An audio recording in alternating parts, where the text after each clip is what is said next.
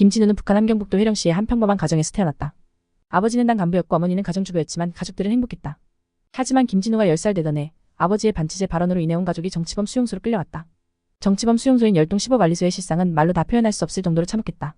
수용소 입구에는 국민들은 여기서부터 사람이 아니다라는 괴물 같은 문구가 걸려 있었다. 수용소 생활은 말 그대로 지옥이었다. 10명에 1명꼴로 사람들이 죽어나갔다.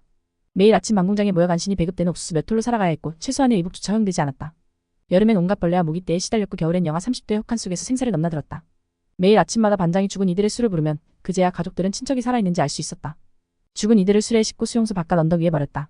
그리고 개, 멧돼지, 비둘기 등 동물들이 와서 주검을 갉아먹었다. 고문과 가혹행위도 일상이었다. 김진우는 6살 때부터 아버지와 함께 운동장에서 돌무더기를 나르는 강제 노역을 해야 했다.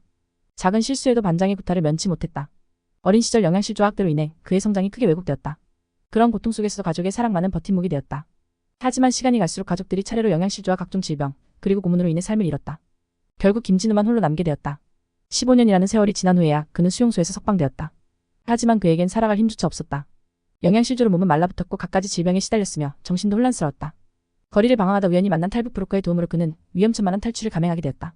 중국 국경을 넘기 위해 그는 브로커가 소개해준 안내자와 함께 한 달여간 이동해야 했다. 밤낮없이 멀고 외진 길을 걸었다. 그 과정에서 그는 북한 국경 수비대의 사정없는 총격을 여러 차례 받았다. 발에 총알이 박혔지만 참을 수밖에 없었다. 특히 국경 근처 마을을 지나가던 중 북한 병력의 급습을 받고 캄캄한 밤에 앞산으로 숨어야 했다. 그곳에서 주림과 추위에 시달리며 하루 이틀을 버텼다. 안내자가 이곳저곳을 뛰어다니며 브로커와 연락을 취해 도움을 요청했다. 결국 브로커 측 도움으로 병력에 붙잡히지 않고 빠져나올 수 있었다. 그러나 극심한 탈진으로 김진우는 의식을 잃고 쓰러졌다. 다행히 눈에 의지할 경우 동상 위험이 있었기에 안내자는 그를 인근 허술한 움막으로 옮겼다. 거기서 안내자는 식사를 하고 지내며 김진우의 생명을 건졌다. 이후에도 발에 박힌 총알, 찔린 명명치의 환호, 염증 등으로 인해 기력을 잃기도 했지만 그는 포기하지 않고 계속 앞으로 나아갔다. 갖가지 고생 끝에 결국 그는 중국으로 건너왔다. 그러나 그곳에서의 생활도 다행스럽지 못했다. 그는 한쪽 마을에 숨어들어가 일용직 노동을 하며 하루하루 연명해야 했다. 중국 정부의 단속을 피해 몇 개월씩 숨어 살기를 반복했다. 한 번은 공안에 잡혔다가 중국인 친구의 도움으로 간신히 빠져나오기도 했다. 2년여의 시간이 지나 드디어 그는 브로커를 통해 태국으로 갈 수 있었다. 하지만 국경을 넘는 과정에서 태국 국경 수비대에 붙잡혔고 한동안 수용소에 갇혀 지내야 했다. 수용소 안에서 그는 영양실조와 탈수 증세로 여러 번 의식을 잃기도 했다. 불법 체류자 신분인 그를 보호하기 위해 유엔 난민기구가 나섰다. 그들의 노력 끝에 겨우 그는 태국에서 임시 체류가 허용됐다. 태국에서 1년여를 더 지내다가 마침내 지난해 5월 한국에 입국할 수 있었다. 그런 한국 땅을 밟고서 그를 기다린 건 또 다른 고난의 연속이었다. 북한 출신에 대한 편견과 불신 때문에 취업이 하늘의 별따기였다. 면접을 보러 가면 북한 사람이라는 이유만으로 곧바로 탈락할 때가 다반사였다. 겨우 구한 일용직 일거리마저도 정근대적인 북한 억양을 놀림받기 일쑤였다. 순화되지 않은 거친 말투로 인해 사업 현장에서 평생 벗어나지 못할 것 같은 불안감이 들었다. 그러나 그는 낙심하지 않고 배움의 길을 걸었다. 처음에는 한글책부터 다시 공부했다. 하루 종일 과외를 하면서까지 일주일 만에 한글을 깨우쳤다. 이어 초등학교 정과정 교과서를 훑고 야간학교에 등록해 기초 중등 과정까지 공부했다. 근면하고 성실한 그의 노력이 결실을 맺어 머지않아 기술 분야에서 두각을 나타내기 시작했다.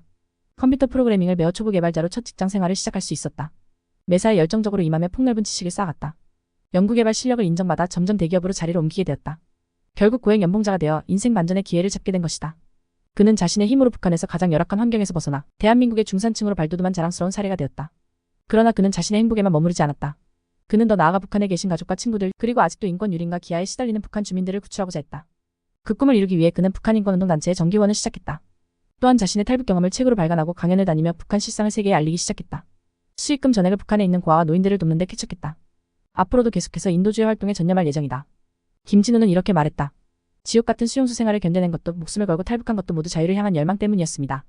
정말 고통도 많이 받았지만 자유는 그 무엇과도 바꿀 수 없는 행복이죠. 저는 앞으로 더 많은 북한 동포들에게 자유의 기쁨을 알려주고 싶습니다. 그의 이야기는 인간의 불굴의 의지와 삶의 터닝포인트를 보여준다. 가혹한 운명 속에서도 그는 포기하지 않고 결국 삶의 큰 전환을 이뤄냈다. 지금도 그는 자신의 힘으로 세상을 바꿔 나가고 있다. 그의 불굴의 삶은 많은 이들에게 용기와 희망을 준다.